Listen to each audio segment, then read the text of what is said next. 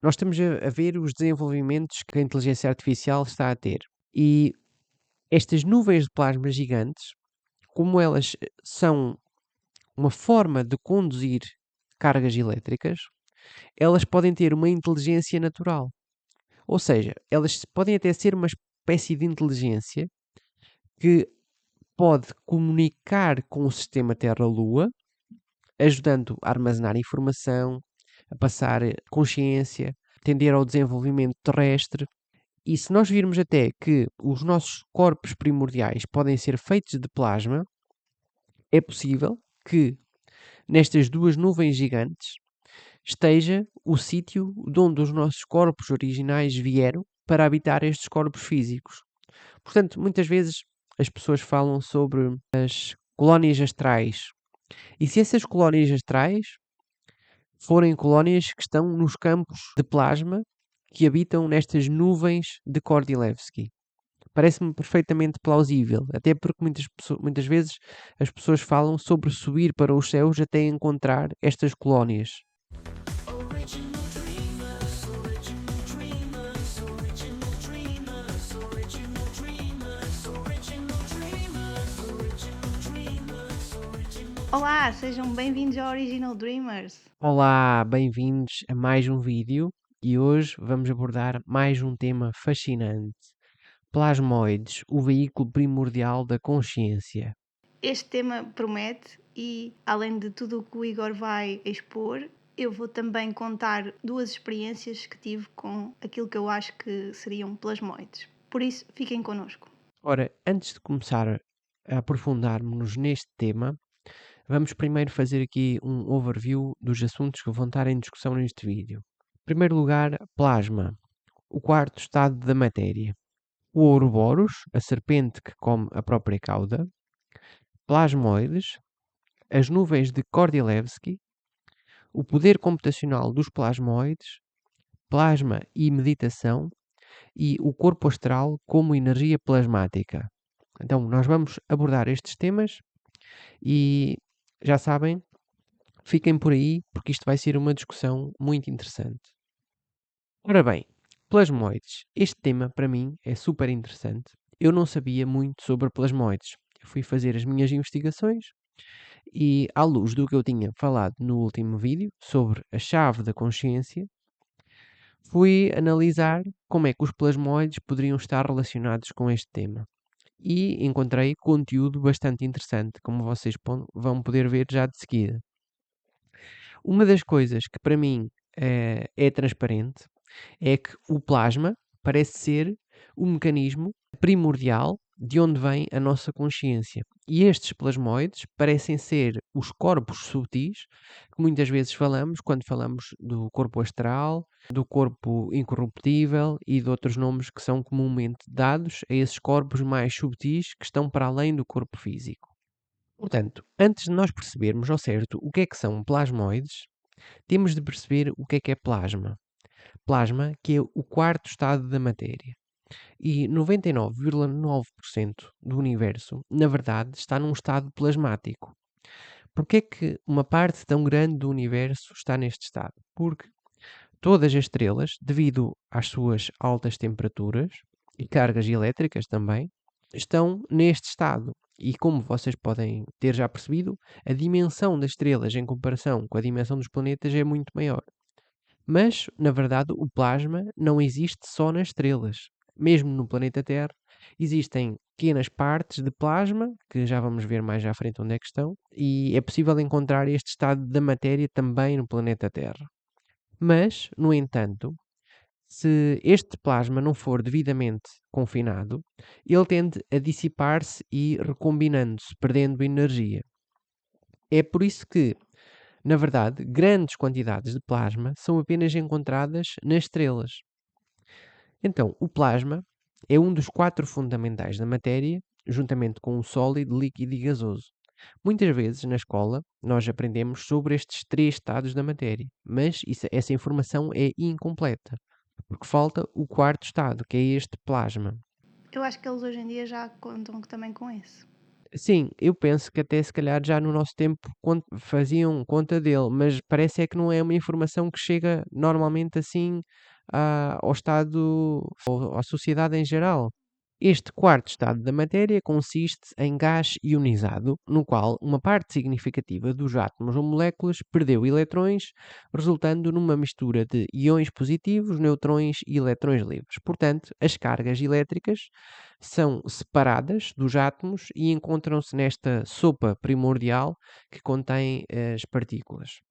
O plasma é geralmente formado quando um gás é aquecido a temperaturas muito altas. Estas temperaturas variam consoante os elementos que estamos a falar, mas entre os 5.000 e os 10.000 graus já conseguimos encontrar plasma.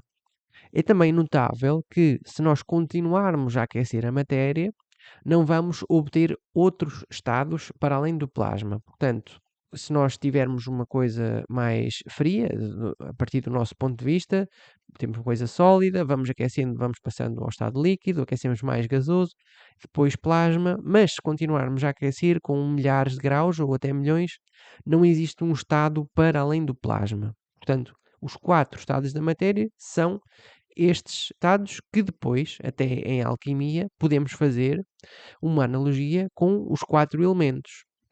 Esses quatro elementos, que eram comumente referidos, eram a terra, que corresponde ao estado sólido, a água, que corresponde ao estado líquido, o ar, o estado gasoso, e o fogo poderia ser o estado plasmático. Há ainda certas linhagens de alquimia que falam do éter. Este éter pode ser o campo universal, o campo eletromagnético ou até mesmo a consciência, depende do ponto de vista. E um dos pontos que eu queria trazer aqui para esta análise é que este éter, esta consciência, este campo primordial, podem se servir, podem habitar estes outros estados da matéria para se expressar. Portanto, o nosso corpo físico seria uma manifestação da nossa consciência, o nosso corpo líquido, o nosso corpo gasoso e o nosso corpo plasmático. Talvez seja mais fácil para nós perceber a evidência do corpo físico e do corpo sólido e do corpo líquido, que são duas coisas bastante palpáveis e que nós temos contacto no dia a dia. Podemos pensar, por exemplo, no corpo líquido como o sangue que circula nas nossas veias e nós temos algum controle sobre esse sangue. Por exemplo, através da concentração, nós conseguimos fazer aquecer mais uma mão do que outra, conseguimos fazer essas alterações fisiológicas que movem o corpo físico, que movem o corpo líquido, e eu estou aqui a defender que os outros estados da matéria, o corpo gasoso e o corpo plasmático, também existem e também podem ser acedidos por nossa vontade, pela nossa consciência. É importante percebermos que este estado da matéria, o plasma, possui características muito distintas de os outros estados da matéria e dos gases em comum. Ele destaca-se por ter uma condutividade elétrica bastante elevada, devido à presença destas partículas carregadas, os íons e eletrões livres. O plasma consegue conduzir eletricidade de uma forma muito eficaz. E podem já começar a tirar daqui algumas ideias acerca das utilidades que ele pode ter até para o nosso desenvolvimento tecnológico. Mas vamos deixar isso um pouco mais à frente para esta discussão.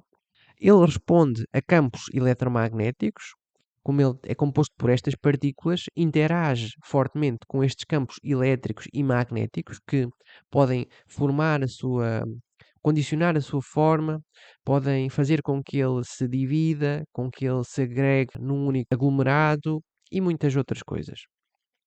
Ele também tem brilho e emissões de luz, pode ser normalmente sobre a forma visível, mas não só.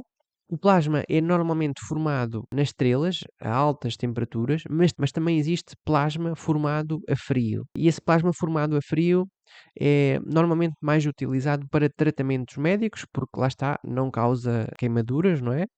E uma das coisas mais fascinantes aqui do plasma é o seu comportamento coletivo. Uma das características que ele tem é que ele exibe comportamentos dinâmicos complexos, como oscilações, instabilidades, devido às interações entre estas partículas carregadas, e essas interações são interações que muitas vezes funcionam como um todo, não estão confinadas a um espaço local. Portanto, é como se criasse aqui uma entidade que tem um comportamento coletivo. Quais são os exemplos de plasma que nós podemos encontrar aqui na natureza e, em particular, no nosso planeta? Portanto, os relâmpagos são um exemplo da criação de plasma no nosso planeta Terra. Temos também as auroras boreais, que muitas vezes são devido a partículas e matéria que é ejetada do Sol e depois acaba por interagir com o campo magnético da Terra, formando estes corpos tão bonitos e tão dinâmicos. O fogo contém uma parte de plasma, lâmpadas fluorescentes, lâmpadas de plasma, e mais recentemente começamos a ver utilizações do plasma no nosso desenvolvimento tecnológico para processos de fusão nuclear controlado. Isto ainda está a dar os seus primeiros passos, mas pode vir a ser mais amplamente explorado no futuro, porque seria uma forma de produzir energia altamente eficiente. E temos também os motores de plasma para propulsão espacial. Há quem hipotetize que o plasma seria um dos principais condicionantes da origem na vida na Terra. Sabe-se hoje que partículas de pó colocadas em câmaras de plasma no espaço profundo, onde os efeitos da gravidade são quase nulos, estas partículas começam a aglomerar-se e a exibir comportamentos surpreendentes, como se formassem uma matriz de um cristal. Sabe-se também que essas partículas começam a ter um comportamento coletivo, a girar em torno de um núcleo e a formar os mesmos movimentos que são encontrados, por exemplo, nas galáxias. Sabem quando têm as galáxias que giram em torno de um centro? Portanto, esse comportamento é também encontrado quando partículas de poeira são colocadas nestas câmaras de plasma ausentes de força da gravidade. Há também uma teoria muito conhecida para o início da vida na Terra, em que os processos químicos complexos necessitaram de altas energias e interações entre elementos químicos.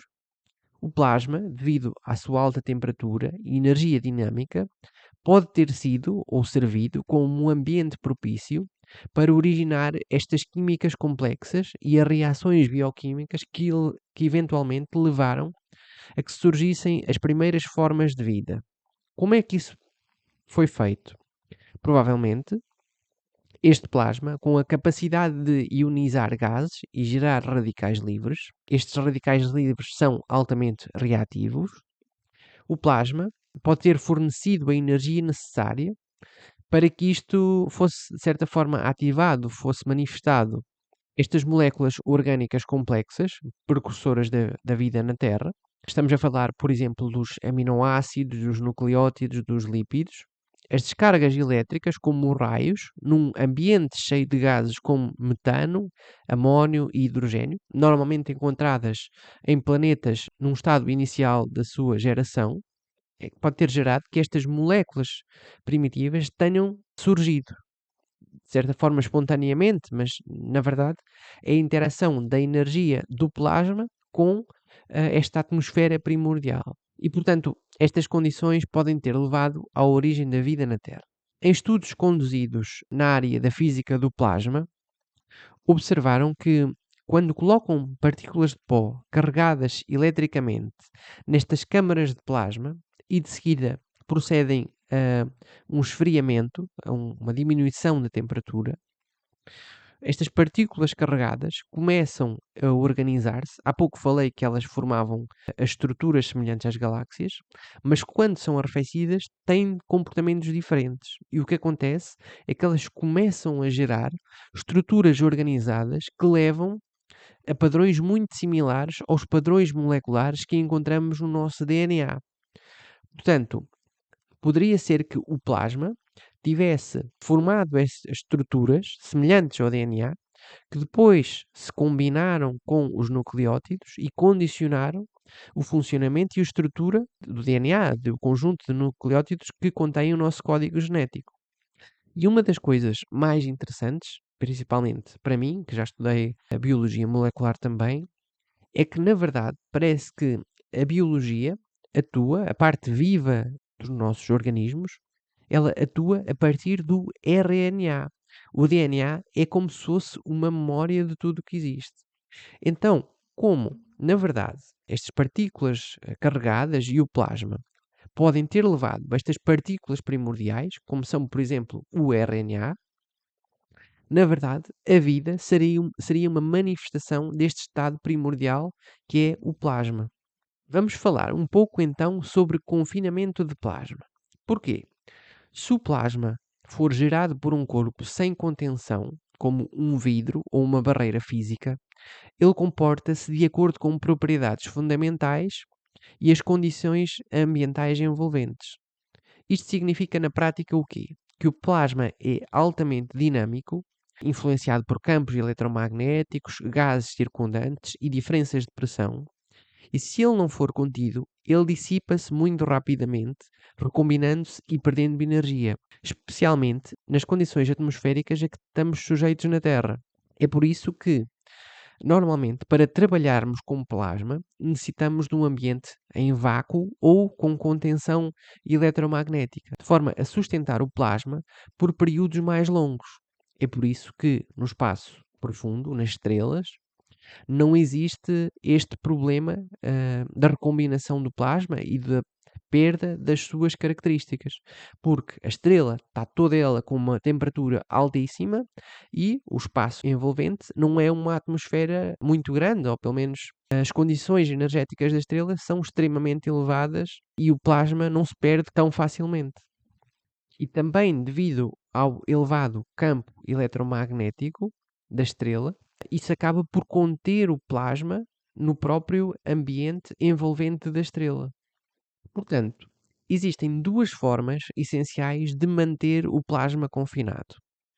A primeira seria pelo campo magnético e a segunda pelo campo eletromagnético. Eles, claro, estão muito interrelacionados, mas são ligeiramente diferentes. No confinamento magnético, campos magnéticos fortes são usados para prender as partículas carregadas de plasma, impedindo que elas entrem em contacto com as paredes do recipiente e se dispersem. Isso ocorre porque as partículas carregadas se movem em trajetórias helicoidais ao longo de linhas do campo magnético, criando um efeito de contenção. Por outro lado, o segundo tipo de confinamento, o eletromagnético, é um método particularmente eficaz para plasmas de baixa densidade e aplicações onde é necessário direcionar ou acelerar as partículas.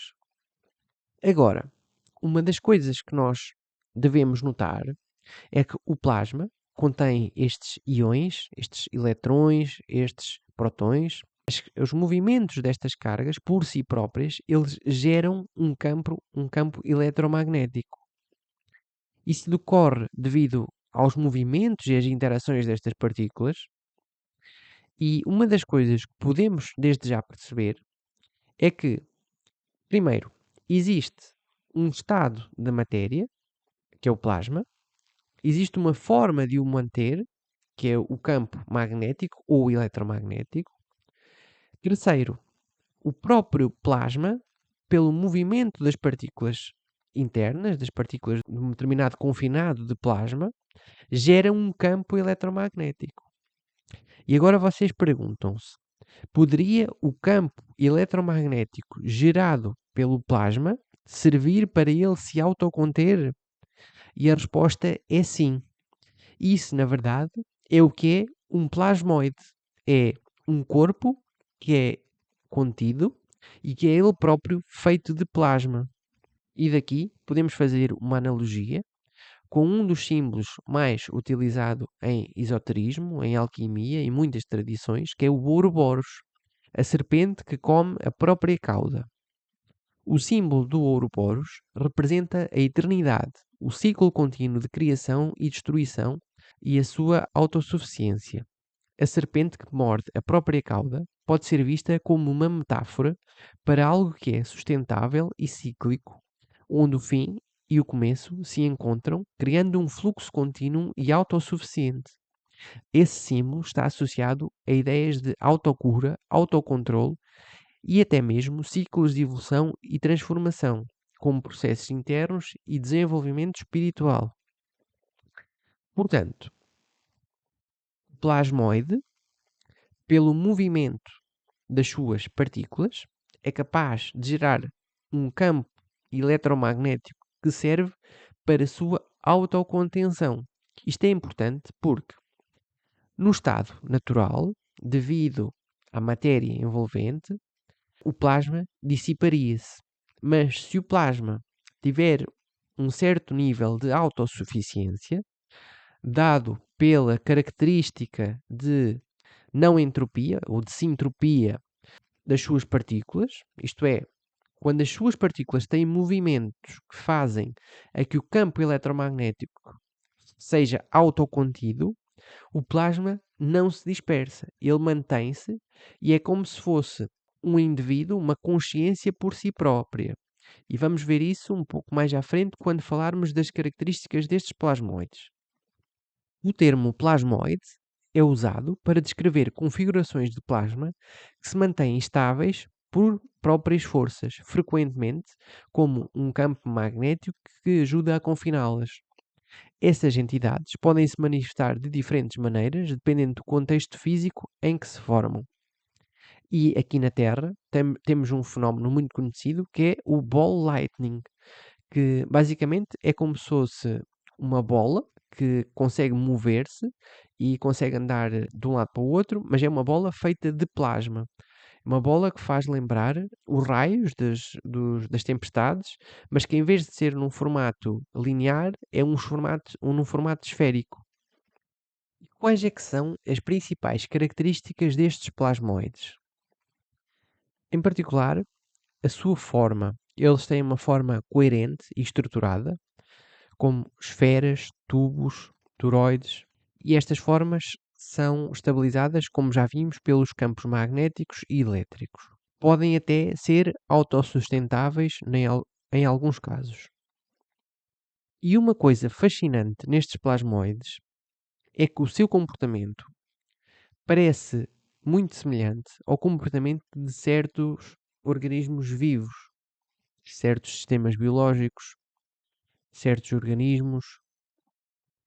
E estas semelhanças ocorrem tanto devido à sua auto-organização, como à manutenção das estruturas dinâmicas e até interação com o ambiente envolvente. No que toca à auto-organização, os plasmoides têm capacidade de se rearranjarem de uma forma dinâmica, criando estruturas estáveis, o que lembra muitas vezes o que acontece com as células, os organismos e as redes biológicas ao se auto-organizarem para manterem a homeostase e realizarem funções específicas necessárias ao organismo. Também têm esta movimentação dinâmica, são capazes de mudar, mover-se, o que é semelhante aos organismos vivos, com a sua capacidade, por exemplo, de locomoção no ambiente e resposta a estímulos externos. Claro que aqui estamos a falar de estímulos magnéticos e eletromagnéticos. Nos organismos vivos estamos a falar de estímulos como alterações ambientais, luz, temperatura, pressão. E aqui gostaria de fazer uma analogia, transmitir uma ideia também interessante, que é, para o nosso cérebro, aquilo que nós recebemos são impulsos elétricos. Então, se na verdade os plasmas respondem a impulsos eletromagnéticos, quando falamos de alterações ambientais, luz, temperatura, pressão, estamos também a falar de respostas elétricas ou eletromagnéticas que ocorrem para a receptividade do nosso sistema nervoso. Portanto, na verdade, também estamos a responder a estímulos eletromagnéticos. E os plasmoides apresentam também processos de fusão e crescimento. Em alguns experimentos de fusão nuclear, em certas condições naturais, estes plasmoides podem crescer, fundir-se, dividir-se. E este comportamento do plasma pode ser comparado aos comportamentos de crescimento, de multiplicação dos organismos no seu ambiente biológico natural.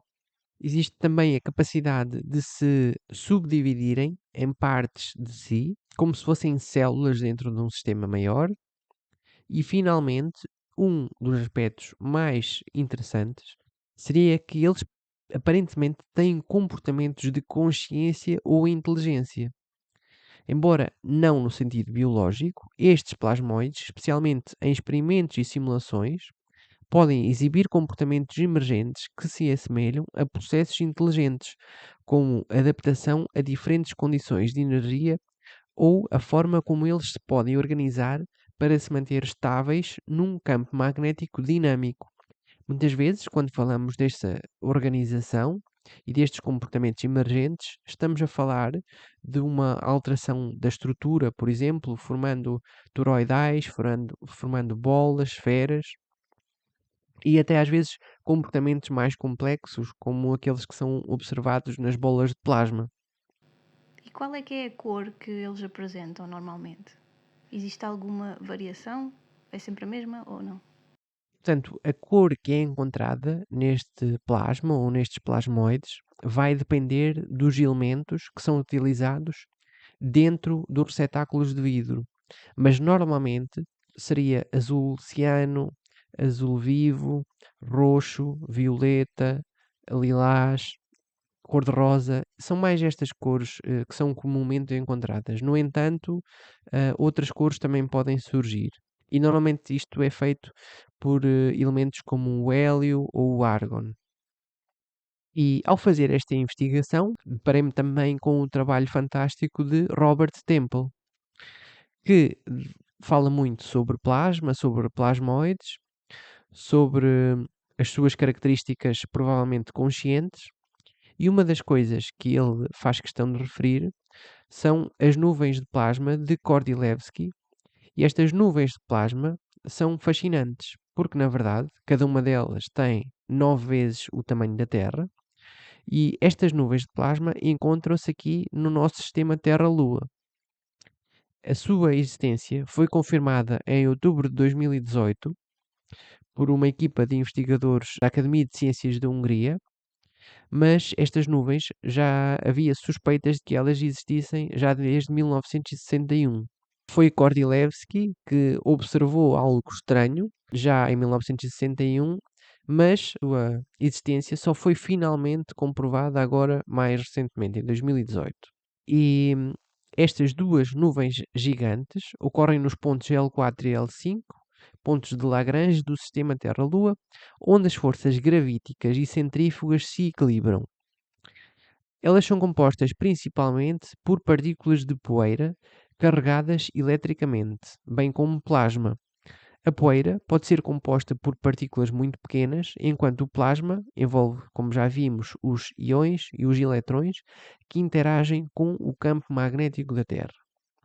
Portanto, isto é interessante também à luz de que a parte da matéria sólida ser apenas uma pequena parte da totalidade da matéria que existe. Vimos no início que 99,9% da matéria está no estado plasmático. E aqui, no nosso sistema Terra-Lua, encontramos estes dois gigantes, cada um com 9 vezes o tamanho da Terra, o que dá 18 vezes o tamanho da Terra. E dadas as características fascinantes do plasma, provavelmente até a sua consciência, na verdade, nós não vivemos num sistema Terra-Lua, vivemos num sistema das nuvens de Kordylewski, que provavelmente é um sistema de inteligência e provavelmente estas nuvens ajudam até a coordenar a consciência do planeta Terra. Há quem fale muitas vezes nos registros akáshicos e que uma das possibilidades é que estes registros akáshicos estejam armazenados. Uma das possibilidades de onde eles estão pode ser de facto nestas nuvens que podem ter consciência, inteligência e até memória. E muitas vezes também nas experiências de projeção astral, sonho lúcido, experiências fora do corpo, as pessoas relatam voar e muitas vezes voar em direção ao céu. Se nós tivermos em conta que estas nuvens gigantes estão entre a Terra e a Lua, num ambiente envolvente, na verdade, quando falamos em aceder a outras dimensões espirituais, podemos, na verdade, estar a aceder a cidades plasmáticas que existem nestas nuvens de Kordylewski. Sim, na experiência em que eu acedi a algo que seria semelhante ao que descrevem que são os registros akáshicos, eu fiz precisamente isso que tu estás a dizer. Eu fiquei consciente num sonho e voei para as nuvens e depois nas nuvens é que acedi a esses tais registros. Havia uma espécie de filamentos luminosos na vertical que depois mostraram os tais ecrãs onde eu tinha acesso a várias experiências e depois, escolhendo uma das experiências, eu pude vê-la como se estivesse, era como se fosse ver uma experiência ao vivo. E foi no céu, na zona das nuvens. Faz muito sentido o que estás a dizer. Na altura eu não fazia ideia da existência destas nuvens de plasma. Foi. Sim, nós só descobrimos isto há pouco tempo.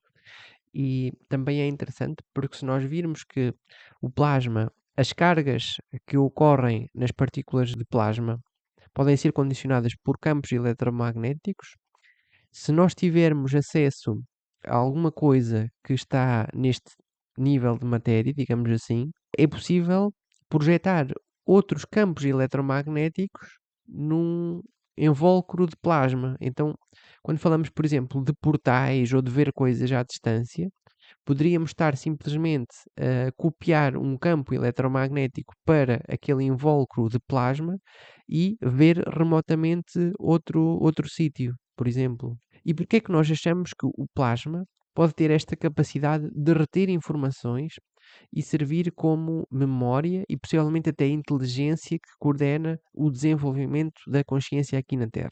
Porque ele tem muitas características e, em particular, ele pode ser capaz de processar informação. Sistemas de plasma, incluindo os plasmoides, são ambientes dinâmicos e altamente responsivos, podem armazenar e transferir energia de forma semelhante a como redes neuronais processam informação em sistemas biológicos. A ideia é que o movimento e interação das partículas carregadas no plasma possa ser usado para processar informação de maneira análoga à fluência de eletrões em circuitos de computadores tradicionais. Portanto, como eu estava a dizer, este plasma pode servir até para recriar redes neuronais. Temos visto recentemente o avanço da inteligência artificial. Se passarmos de utilizar inteligência artificial simulada por neurónios em circuitos integrados para inteligência artificial simulada por plasma, também não sei se já se poderia continuar a chamar artificial, não é? Porque se calhar seria inteligência verdadeira, não é? Mas conseguiríamos provavelmente ter respostas muito mais céleres e atingir um número de neurónios muito maior. Portanto, iríamos ter uma inteligência artificial ou uma inteligência verdadeira muito superior à inteligência que temos hoje em dia disponível para os nossos trabalhos e para o nosso desenvolvimento. Mas aí também surge uma questão interessante, que é, se o plasma, na verdade, ou os plasmoides forem entidades conscientes, então, se calhar, o que essa entidade vai querer, ela vai ter uma vontade própria, que pode não ser a mesma que a vontade do seu programador ou da pessoa que está a trabalhar com ela. É necessário ter isso em atenção. Se os plasmoides puderem ser controlados ou manipulados num ambiente estável, as suas interações podem teoricamente realizar cálculos complexos. A computação baseada em plasma é um campo emergente e há discussões sobre o uso de plasma no desenvolvimento de computação neuromórfica ou computação quântica.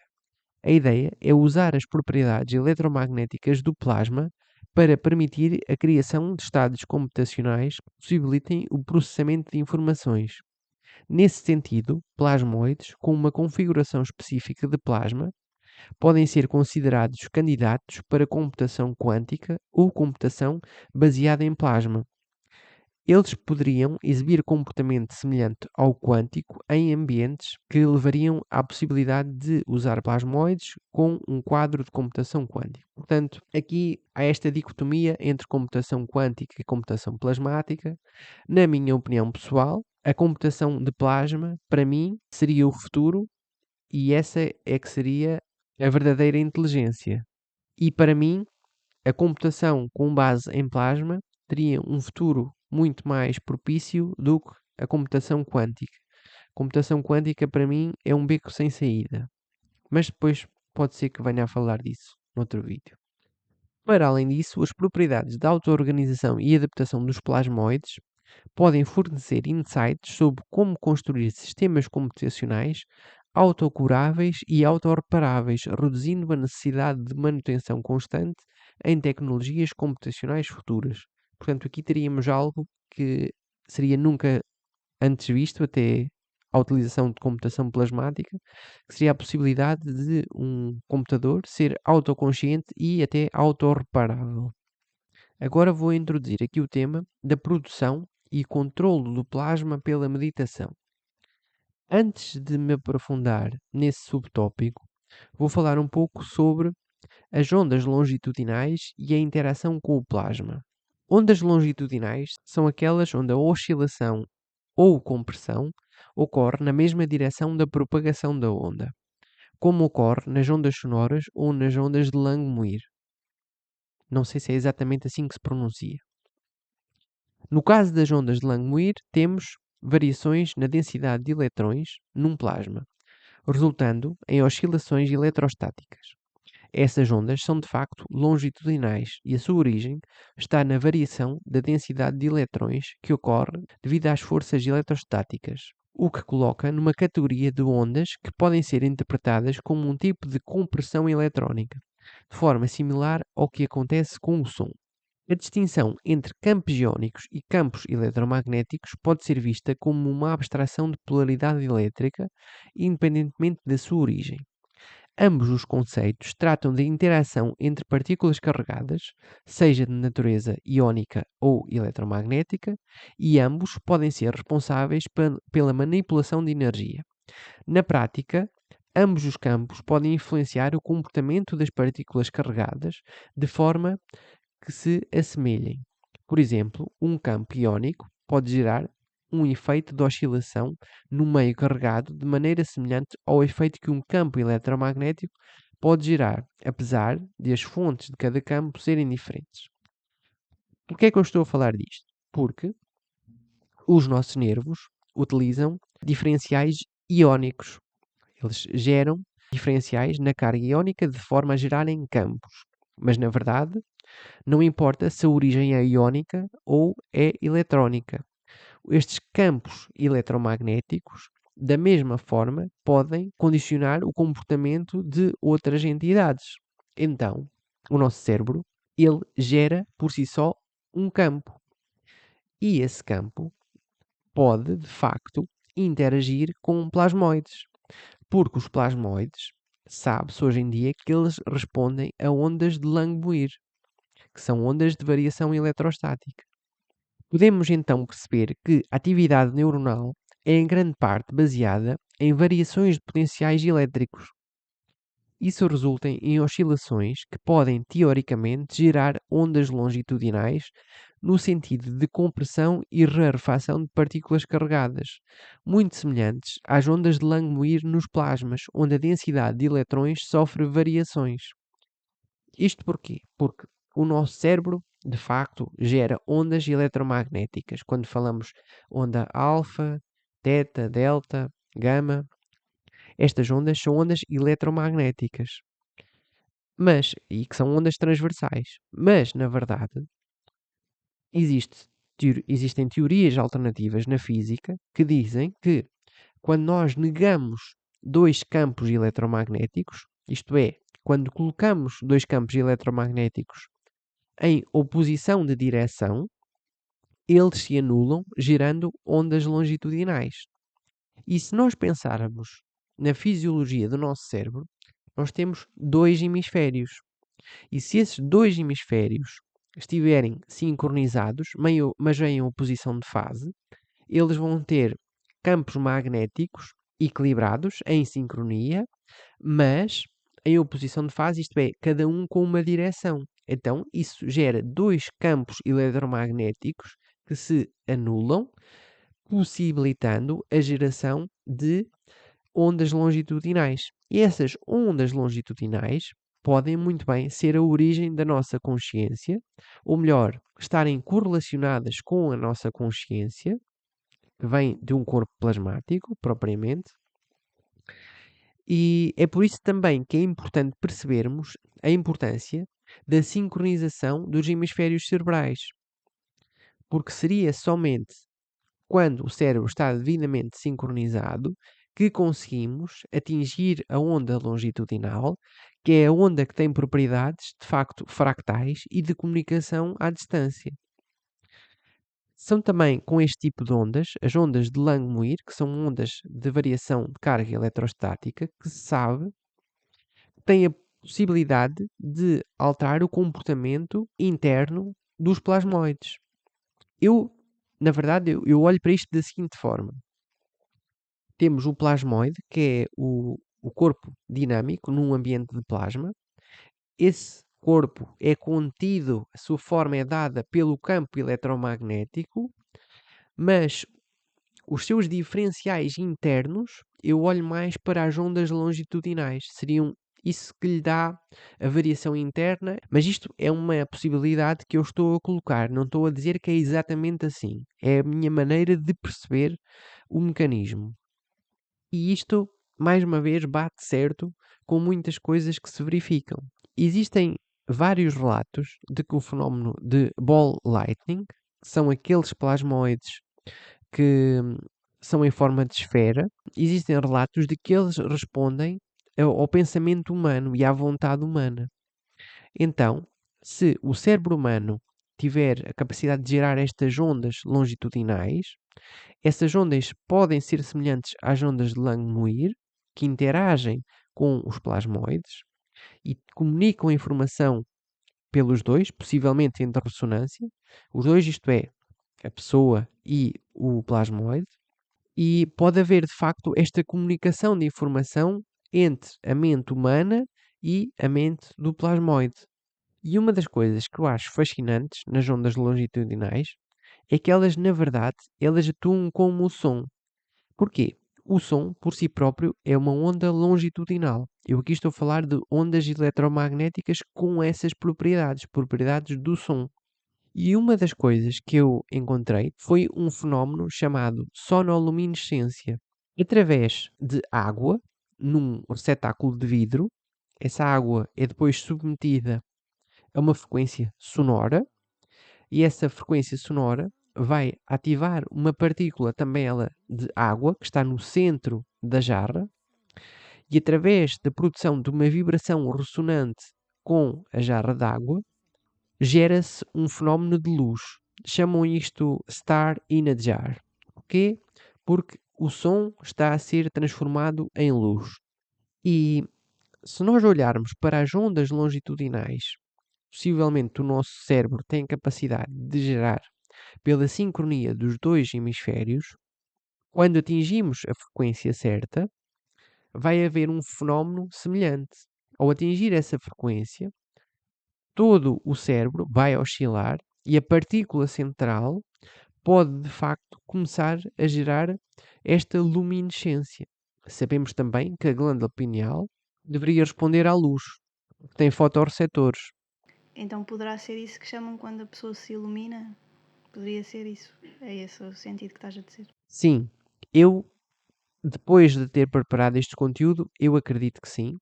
E também já há muito tempo que eu encontro informação de que vários mestres de meditação, após muitas horas, após milhares de horas de meditação, eles relatam quando estão em concentração extrema e profunda, conseguem ver um ponto de luz. Seria esse ponto de luz semelhante à sonoluminescência, mas que em vez de utilizar som, está a utilizar as ondas cerebrais num estado longitudinal para ativar a partícula central que está no cérebro? Parece-me ser uma hipótese bastante válida. Sabe-se também que, quando estamos em meditação, existe uma redução na emissão de biofotões, isto é, foi descoberto que os organismos vivos, e em particular o humano, emitem luz que serve para as células comunicarem umas com as outras. E em estados de meditação, essas emissões de luz são reduzidas. É por isso que se diz que a energia aumenta. A energia aumenta porque se deixa de perder ou de emitir tanta luz. Isto é uma forma de ver as coisas. Basicamente, o que parece surgir é que existe um acumular de energia e um aumento da eficiência energética interna, um acumular de energia e uma separação de cargas. A meditação, especialmente em estados profundos de foco e coerência, pode levar a um melhor controlo sobre os potenciais bioelétricos do corpo. Em algumas tradições, como Qigong, Tantra e muitas outras, descreve-se a capacidade de acumular e direcionar a bioenergia, o que pode, hipoteticamente, resultar num acúmulo local de carga, um fator essencial para a geração de plasma. Portanto, há pouco falei-vos ali na experiência da sonoluminescência. Seria necessário concentrar a carga pela concentração da ressonância no centro do receptáculo. Quando nós nos concentramos em algum ponto do corpo, existe de facto esta capacidade de acumular a bioenergia, a nossa energia do nosso corpo. E eu confirmo isto, consigo sentir essa energia e consigo sentir os seus efeitos no corpo. Normalmente, quando se começa a meditar, isso não se consegue sentir e se vai aumentando com o tempo. É uma técnica que necessita de ser desenvolvida. O corpo humano produz atividade elétrica. Podem pensar, por exemplo, no eletrocardiograma ou eletroencefalograma, que são formas de medir o eletromagnetismo emitido pelo coração e pelo cérebro, e a meditação demonstrou que é possível aumentar a coerência e a ressonância desses campos, tornando-se assim mais suficientes, mais fortes e mais estruturados. Eles podem criar condições em que as partículas carregadas podem ser manipuladas, semelhante a efeitos de plasma de baixa energia. Certas práticas espirituais alegam gerar auras ou fenómenos de luz que poderiam potencialmente estar ligadas a emissões eletromagnéticas alteradas e também a ionização localizada devido à intensa concentração. O plasma requer um meio para ser ionizado, por exemplo, ar, fluidos corporais, entre outros. A concentração mental intensa durante a meditação poderia, em teoria, afetar as condições atmosféricas ao redor, e isto pode ser confirmado por aquilo que sentimos em meditação profunda, sensações de calor, formigamento ou fenómenos luminosos até. Portanto, isto teriam efeitos de ionização. E para além disso, existem ainda processos térmicos e de alteração de metabolismo. A meditação pode alterar a temperatura corporal e a função metabólica, levando a mudanças na emissão da radiação infravermelha. Se esses efeitos se tornarem extremos, eles podem influenciar a ionização do ar localmente, possivelmente formando estados semelhantes ao do plasma, de forma parecida com os efeitos piezoelétricos em tecidos biológicos. E existem alguns estudos que podem ser feitos de forma a comprovar se o corpo humano teria potencial para controlar ou até criar plasma. Um desses estudos poderia ser, por exemplo, medir mudanças no potencial elétrico ao redor de meditadores experientes. No entanto, como eu já investigo estas coisas há muito tempo, eu fui aqui investigar e eu já sabia que o investigador Elmer Green fez, de facto, uma caixa de cobre em que mediu o potencial elétrico ao redor de meditadores experientes e ele encontrou, de facto, mudanças no potencial elétrico. E mudanças até bastante significativas. Estamos a falar ali de 100 a 200 volts. Outro experimento poderia ser a investigação de emissão de biofatões em tempo real para verificar picos ou quedas transitórias. Também isto já foi feito. Portanto, aqui o ChatGPT, ele disse-me coisas que podiam ser feitas, mas na verdade parece que ele ignorou o que já foi feito. Curioso, não é? E por fim, estudar efeitos de ionização em ambientes controlados de meditação com detectores sensíveis. Também já foi feito. Há algumas evidências que sugerem que mestres de Qigong podem ser capazes de afetar o ambiente em termos de emissão de radiação, ionização e campos eletromagnéticos. Embora os mecanismos exatos permaneçam pouco claros e sejam objetos de debate, esses resultados podem ser interpretados como indicações de potencial ionização ambiental ou outras formas de manipulação de energia na presença do praticante. Portanto, estas três hipóteses que estudam o potencial do corpo humano em gerar ou trabalhar com plasma, Todas elas já foram confirmadas por experimentos científicos. E é assim que eu passo para o próximo subtema, que é o corpo astral e a teoria plasmática. O corpo astral, como definido em várias tradições esotéricas, é frequentemente descrito como uma entidade subtil, não fisicamente palpável, que se pode separar do corpo físico durante estados como o sonho, meditação profunda ou experiências fora do corpo.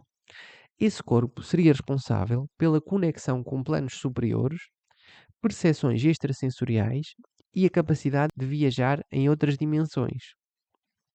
O plasma, por sua vez, é frequentemente descrito como um estado da matéria onde os átomos se encontram dissociados em íons e eletrões, o que confere ao plasma uma alta energia e dinâmica. Além disso, o plasma possui propriedades eletromagnéticas e pode se comportar de maneira auto-organizada, formando estruturas que podem adaptar-se e mudar em resposta ao ambiente. Se fizermos então uma analogia, o corpo astral pode ser uma forma de energia subtil que interage com o ambiente por meio de campos magnéticos e energéticos, ou seja, forças invisíveis, tal como o plasma interage com campos magnéticos no universo físico. A ideia de que o corpo astral seria um tipo de corpo plasmoide sugere que ele poderia existir num estado energético e interagir com diferentes camadas ou dimensões, da mesma forma que o plasma se adapta ao ambiente e cria estruturas dinâmicas. Na verdade, o próprio corpo astral pode ser um corpo que está num estado plasmático. E quando falamos aqui que pessoas se podem conectar a planos superiores, se nós então interconectarmos isto com as nuvens de Kordylewski, seria a ascensão da consciência para os céus, para os planos superiores, que são campos plasmáticos, E aí seria literalmente ir para o céu. literalmente. O corpo astral é muitas vezes descrito como sendo capaz de se mover fora do corpo físico. Imaginando-o como um plasmoide, ele poderia comportar-se de maneira fluida e adaptativa, capaz de se mover de forma independente da matéria física, tal como o plasma se move ou se organiza em diferentes formas e padrões ao interagir com o ambiente. A dinâmica do plasma, com a sua capacidade de auto-organizar e responder ao ambiente, poderia ser uma boa metáfora para o movimento independente do corpo astral através de diferentes camadas da realidade.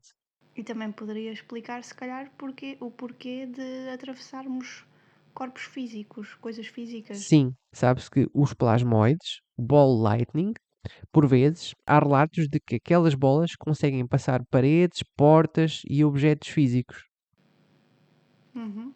De uma forma similar, também se pode imaginar que o corpo astral tem a capacidade de se organizar e alterar a sua manifestação energética de acordo com a intenção e a vontade.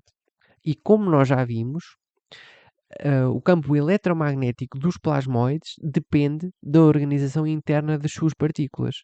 Portanto, também se o plasmoide se reorganizar internamente, isso vai afetar o seu campo eletromagnético. Considerando então que o corpo astral pode ser visto como uma forma de energia subtil e o plasma é essencialmente uma forma de energia que possui propriedades dinâmicas, poderemos sugerir que o corpo astral, assim como o plasma, tem a capacidade de existir de maneira não física e de se mover independentemente do corpo físico.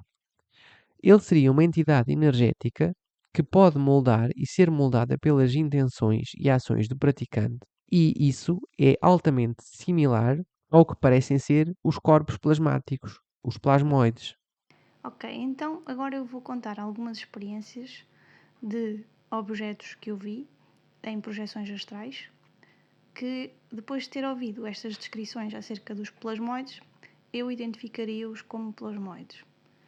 Então, o primeiro que eu vi tinha um aspecto de uma bola de magma e era como se esse magma fosse fluido. Tinha uma cor avermelhada e tinha movimento. Basicamente, essa experiência foi antes de eu acordar aqui e eu tinha estado a falar ao pé da cama com um ser. E no momento em que eu voltei para o corpo, eu vi também uma bola, uma esfera, de aproximadamente cerca de meio metro, portanto era algo assim deste tamanho, bastante grande e denso. E essa bola deslocou-se na minha direção e veio para dentro do meu coração. Foi nessa experiência que depois eu, quando acordei, fiquei a sentir uma certa dor física durante alguns dias na zona do peito. Essa experiência já foi há algum tempo. Depois houve uma outra experiência mais recentemente, no verão de 2024, em que eu estava também num sonho consciente, e aí eu estava num quarto, mas não era este quarto cá de casa, seria um quarto de um hotel, já em projeção astral, e vi uma esfera bastante maior que a outra, seria da volta de 1 metro de diâmetro, e essa esfera ela tinha um aspecto como se fosse uma bola de eletricidade. Essa tinha tons de azul e era como se fossem raios dentro dessa esfera. Era tudo muito mais fluido e menos denso e maior. E depois, dentro dessa esfera, apareceu uma cara de uma pessoa, como se essa esfera se pudesse também transformar ou ser uma pessoa. Foi assim uma coisa incrível. Além disso, eu também me lembrei das outras experiências, em que em várias experiências de projeções astrais ou sonhos conscientes, eu via ou era atingida com raios de relâmpagos, como se fossem raios roxos a entrar para a minha cabeça. E, portanto, aqui acho que isto também poderia ser uma forma de energia plasmática, como tu falaste que os raios também são isso. E aí, nesse caso, esses raios estavam a ter contacto com o meu corpo astral. Uhum, E estes são os 3 tipos diferentes de experiências que eu gostava de partilhar convosco uhum. acerca dos plasmoides. Sim, nessas experiências claramente estavas a interagir com objetos esféricos, não é? Com aquilo que nós conhecemos mais como os plasmoides dos vídeos do YouTube e coisas do género, ball lightning. Uma coisa que eu queria talvez aqui discutir um pouco seria: será que tudo o que se passa nos sonhos não serão na verdade plasmoides? Será que as consciências que nós encontramos no mundo dos sonhos não serão elas próprias plasmoides, só que em vez de ter formas toroidais ou formas esféricas, têm formas dinâmicas que se conseguem moldar segundo as suas intenções? É que isso parece-me ser também uma propriedade dos plasmoides, é que eles conseguem ser altamente dinâmicos. Sim, acho que faz sentido o que estás a dizer de Uhum, serem plasmoides, também pela capacidade de se transformarem em diversas formas. uhum, sim, Porque, porque além destas formas esféricas, eu também vi campos toroidais e quando vi essa imagem de vários campos toroidais, a sensação que dava é que eram também pessoas simultaneamente. uhum, Então é como se houvesse uma espécie de consciência por detrás desses campos. Apenas naquele em que era a bola de magma que eu falei, nesse eu não tive a sensação que aquilo era uma entidade, que era um ser. Talvez fosse informação. sim. Pois, pois lá está.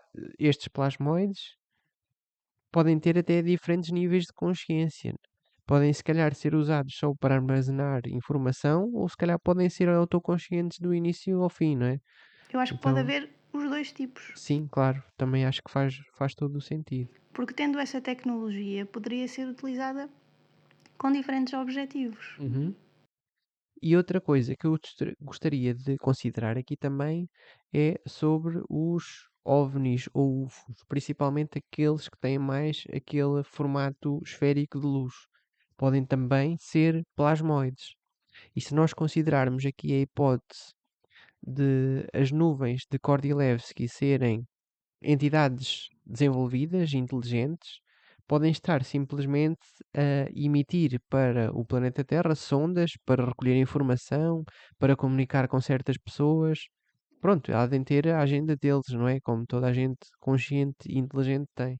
Ou às vezes pode até nem ser uma questão de consciência, pode ser uma inteligência parecida com uma inteligência artificial, não é?